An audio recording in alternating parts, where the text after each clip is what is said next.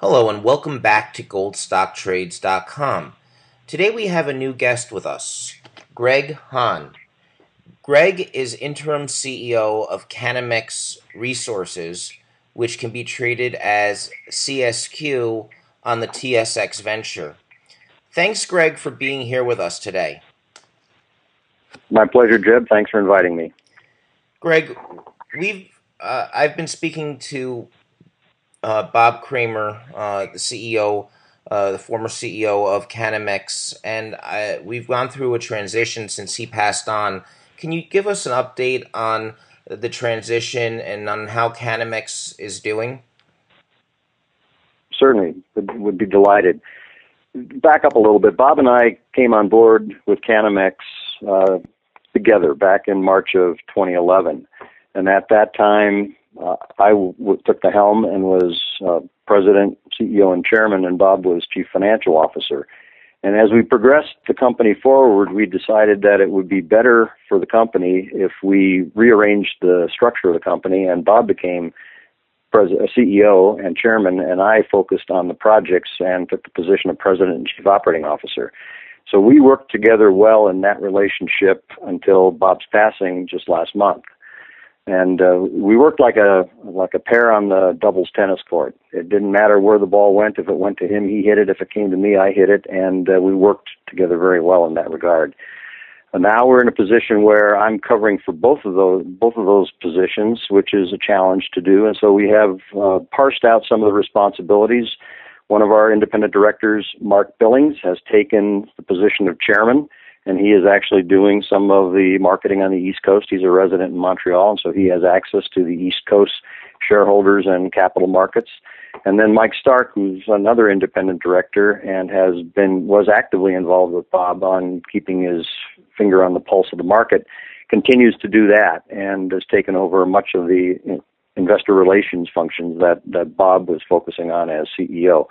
So we have really those two aspects of the CEO position being covered by our two independent directors currently, while they and I carry on a search for a new CEO. Greg, Bob, last time I spoke with Bob, he had a vision that he was very excited about this drilling season when Gold Resource Corp came in back in January and funded the company for this season's drilling program. Could you give us an update on how that drilling program is going right now? Yes, I can. We have announced up through holes 19 of this year's drilling program. The last press release, which came out yesterday, disclosed the results of drill holes 14-18 and 14-19, and we have actually drilled through hole number 30, but we do not have results for the last or remaining 11 holes, and those will be forthcoming.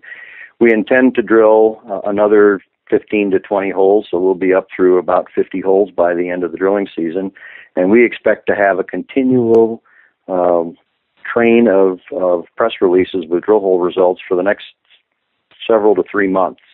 And we have been focusing on initially the historic resource area, where initially we didn't understand it, and without understanding it, you can't actually take it to a qualifying report under National Instrument 43-101. So we spent a fair bit of time last year trying to understand the deposit. I thought we had a good handle on it, stuck one hole into it last year, which was a screaming success. That was hole 1340, our last reverse circulation hole last year. And that gave us some confidence that we had a pretty good handle on the resource and have been drilling it pretty aggressively for the first half of this year. And that's been the source of the good drilling results that we've reported up through yesterday. We still have some results from that program to announce when they come in.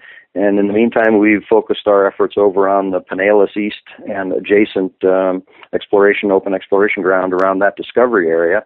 And we're hoping we have some good results there to report as well.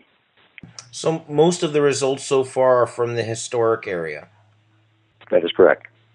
And Penelas East last year, was that where a major discovery hole was hit? The discovery hole there was the first hole in 2012. and that was a hole of roughly 100 meters at 3 grams. And then the first hole of 2013 was also a very good hole. That was a little bit less than that, maybe 100 meters of 2.5 grams or something like that.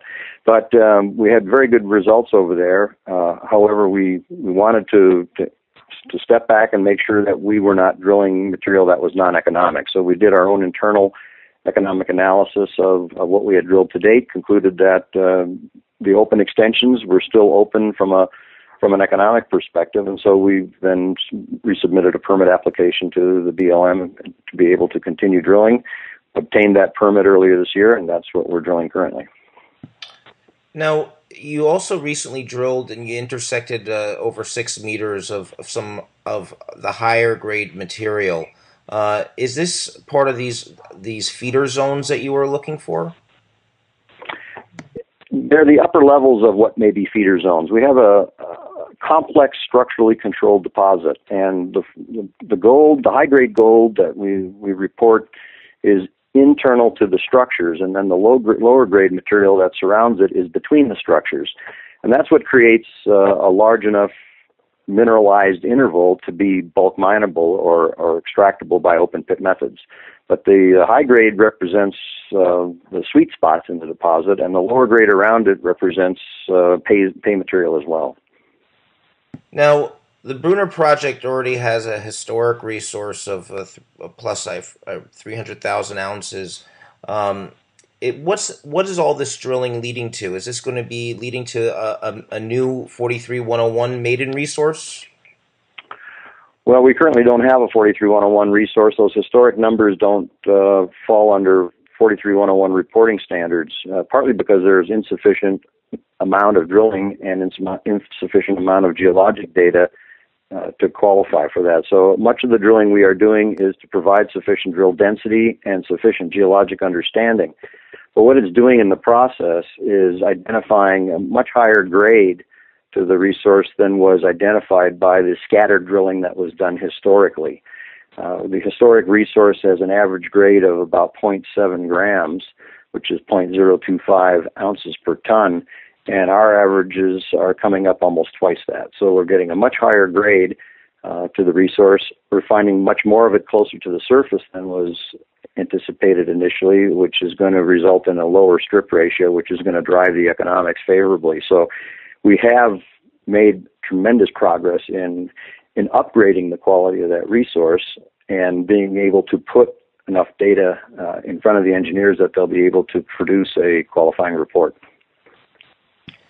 Greg, we saw what's unique about Canamex is you have two major strategic investors, New York Stock Exchange, NYSE, MKT companies that pay a dividend, producing companies, and they came in to invest into Canamex before you had any of the economic studies. So what is driving their interest from a geological point of view? Well, they both have very good technical staff, and by touring the property and discussing with our geologic staff what we see, what we think we have in front of us, and what we think we can add to it, they could see that vision rather clearly. It's interesting that I just was meeting with someone yesterday who did some research on our major shareholders' investments in junior companies, and Hecla has only invested in 3 junior companies, and we have gotten the lion's share of the dollars that they've invested in the junior space. And Gold Resource has only invested in 2 junior companies, and we've gotten the lion's share of the money that they've invested in junior companies. So it's a real endorsement of the merits of the project that they've put what little money they put into junior companies primarily into Canamex. What do you think the reasons are from a geological perspective, from a technical perspective? What's so appealing about the Bruner Project? There are a number of things. One is there are very few projects that have the grades of intercepts that we occasionally get. I believe, and I've challenged the industry on this, that we have the 3 best drill hole intercepts of any junior company in Nevada the last 2 years, and I don't think anybody can disprove that. So I think we have higher than average intercepts. We get them with consistent regularity. So that implies some continuity. We get most of the resource very close to the surface, which means it's readily extractable by open pit methods. And we've had very good metallurgy demonstrated by our test work to date, which means you can get the gold out of the rock economically. So I think they can see past those milestones and see where this is going to end up, and that's really why they've come on board. Well, Greg Hahn, interim CEO of Canamex Resources, which can be traded as CSQ on the TSX Venture. Thank you so much for coming back up here with us today and for giving us an update on the drilling program and the progress that you've made in 2014. Thanks for inviting me, Jeb. Appreciate it.